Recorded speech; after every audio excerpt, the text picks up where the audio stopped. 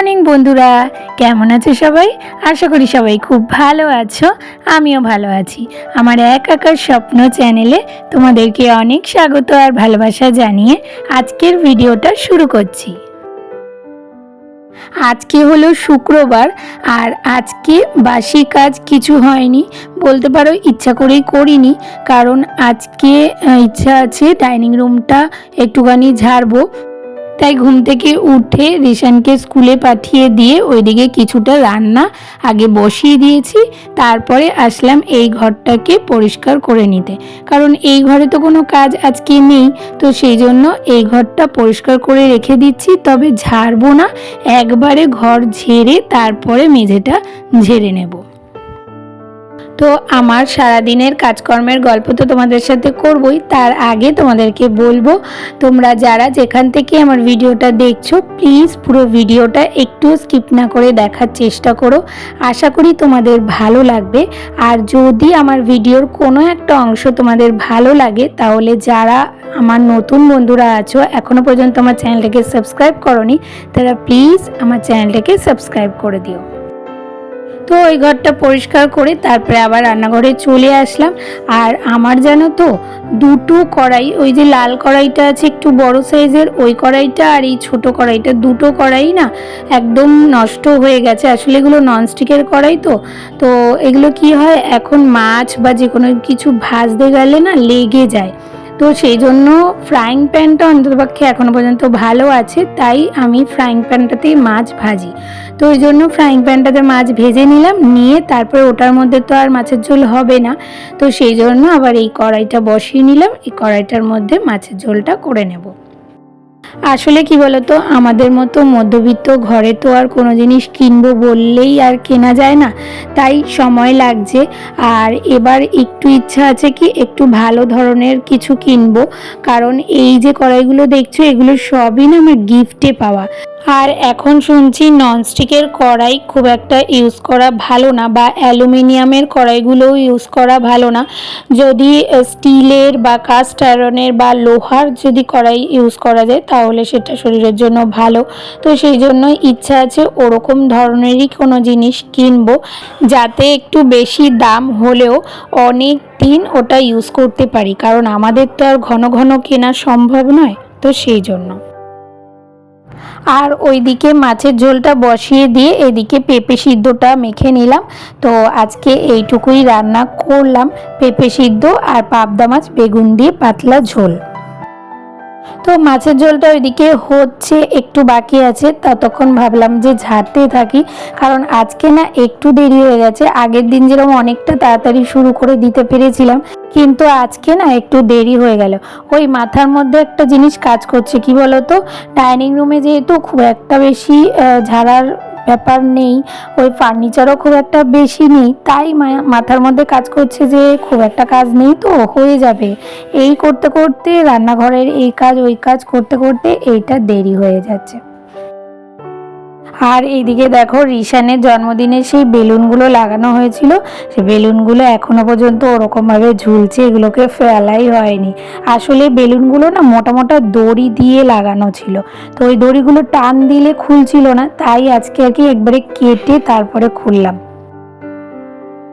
আর dining রুমটা ঝেড়ে তারপরে মনে হলো কি যে এই ঘরটা একটুখানি ঝেড়ে নিই, কারণ এই ঘরে খুব একটা ঝুল ছিল না, জানো তো, কয়েকদিন আগেই ঝাড়া হয়েছিল, তাই অল্প অল্প ঝুল ছিল, সেটা ঝেড়ে নিলাম। তবে পাখাটা একটু নোংরা হয়েছিল, তাই পাখাটা পরিষ্কার করে নিচ্ছি। আর কি বলতো, এই ঝাড়াঝাড়ির কাজটা যত তাড়াতাড়ি হয়ে যায় না ততই শান্তি, কারণ দিন তো এগিয়ে আসছে আর মাথার মধ্যে ওটাই রয়েছে, আর মহালয়ার আগে সব পরিষ্কার করতে হবে। তো সেই জন্যই আর কি করে নিলাম পরিষ্কার ওই ঘরটাও। আর তারপরে এইদিকে ততক্ষণে আমার মাছের ঝোলটা হয়ে গেছে, তাই মাছের ঝোলটাকে নামিয়ে নিলাম। আর মাছের ঝোলটা নামিয়ে তারপরে আবার এগুলো পরিষ্কার করতে চলে আসলাম। তো ঝাড়া তো হয়ে গেছে, এবার যা যা জিনিস আছে এগুলোকে মুছে নেওয়ার পালা। আর এই ফটোটা জানো তো আমাদের কাছে খুব প্রিয় একটা ফটো, আর বেশ সুন্দর একটা স্মৃতিও।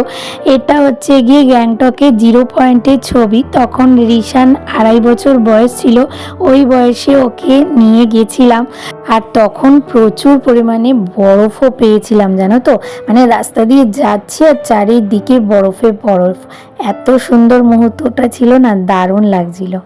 তো ওই জন্য কিছুটা মনে পড়ে গেল এটা মুছতে মুছতে, তাই তোমাদের সাথে একটুখানি শেয়ার করলাম। আর তোমাদেরকে সেদিনকে বলছিলাম না যে আমি ঘরের জন্য অনেক হাতের জিনিস বানিয়েছি, তো তার মধ্যে এটা হলো একটা। এটা না কেকের ট্রে দিয়ে বানিয়েছিলাম, তো বেশ সুন্দর, আর ওর মধ্যে সুন্দর কোড লেখা রয়েছে। তো এই কোডগুলো আমার খুব প্রিয়, কথাগুলো বেশ ভালো লাগে, তো সেই জন্য আর কি ওগুলো লিখে এটাকে ডেকোরেট করেছিলাম। তো আমি যখন ঘর সাজাবো তখন তোমাদেরকে ভালো করে দেখাবো ওখানে কি লেখা আছে।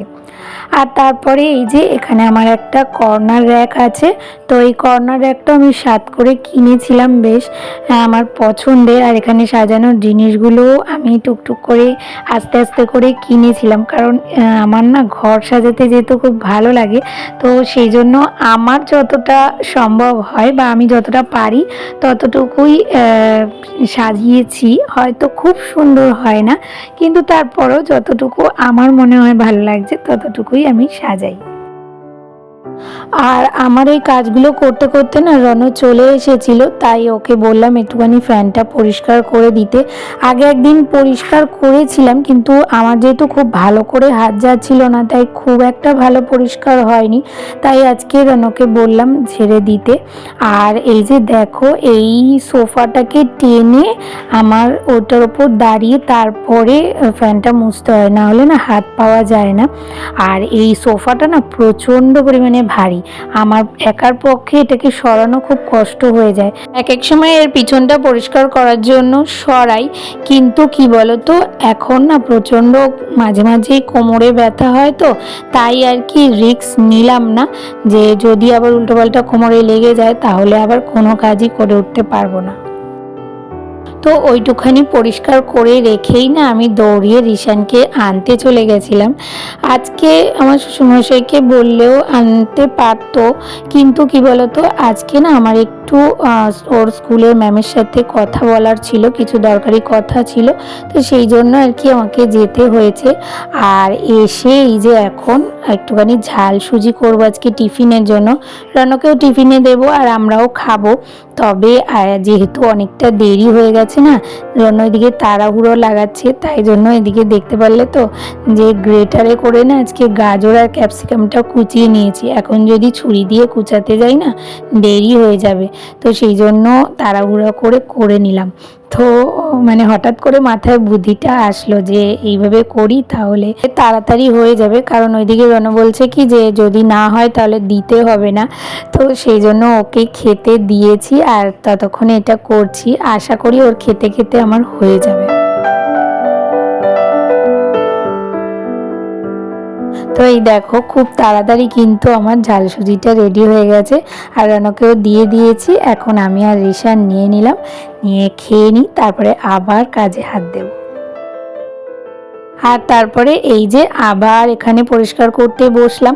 তবে কি বলতো মোটামুটি সব জায়গা পরিষ্কার করা ঝাড়া হয়ে গেছে, শুধু এই ডাইনিং টেবিলের চেয়ারগুলোকে না একটু মেজে নিচ্ছি, কারণ এখানে দেখছি কি কেমন কেমন একটা দাগ হয়ে গেছে। এটা অনেক দিন আগে পরিষ্কার করেছিলাম, প্রায় বলতে পারো পয়লা বৈশাখে কি তারও আগে, তো মাঝে না আর করা হয়নি, তো সেই জন্য নোংরা হয়ে গেছে অনেকটা। তবে এই স্কচব্রাইট দিয়ে ঘষার পরে দেখলাম কি একদম চকচকে পরিষ্কার হয়ে গেছে।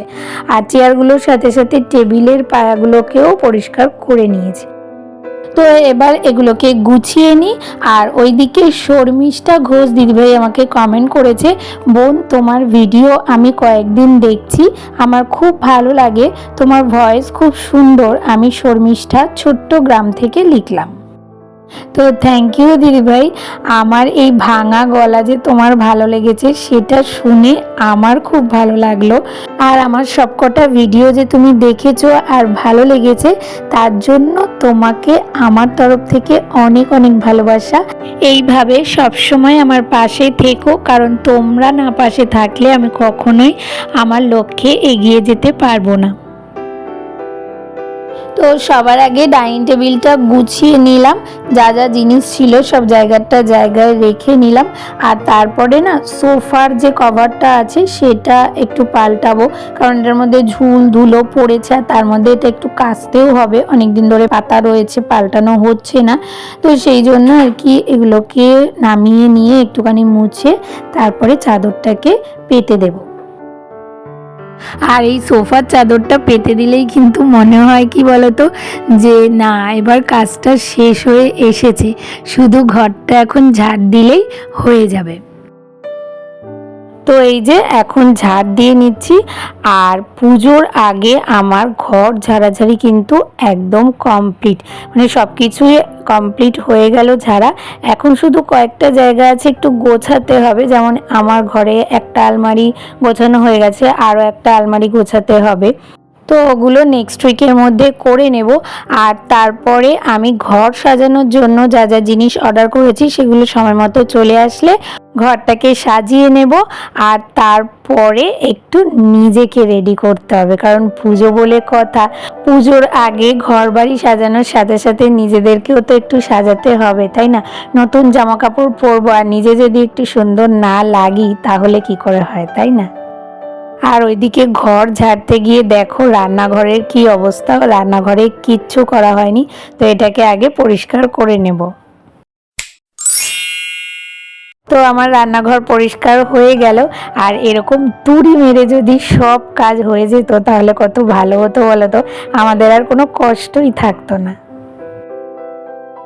আর তারপরে ভাবলাম সবই যখন ডাইনিং রুমে পরিষ্কার করা হলো তাহলে আর এই বেসিনটা বাদ যায় কেন, তো এই বেসিনটাকেও পরিষ্কার করে নিলাম। এবার ঘরটা মুছে নিলেই আমার কাজ কমপ্লিট হয়ে যাবে। আর এই ঘর মুছতে মুছতে ভিডিওটাও আমি এখানেই শেষ করব। তাহলে আজকের ভিডিওটা তোমাদের কেমন লাগলো? ভালো লাগলে একটা লাইক, কমেন্ট, শেয়ার আর সাবস্ক্রাইব করে পাশে থেকো। আর নোটিফিকেশান বেলটাকে অবশ্যই অন করে অল করে দিও। তাহলে দেখা হচ্ছে নতুন একটা ভিডিওর সাথে। ততক্ষণের জন্য তোমরা সবাই খুব ভালো থেকো, সুস্থ থেকো আর অনেক অনেক স্বপ্ন দেখতে থাকো।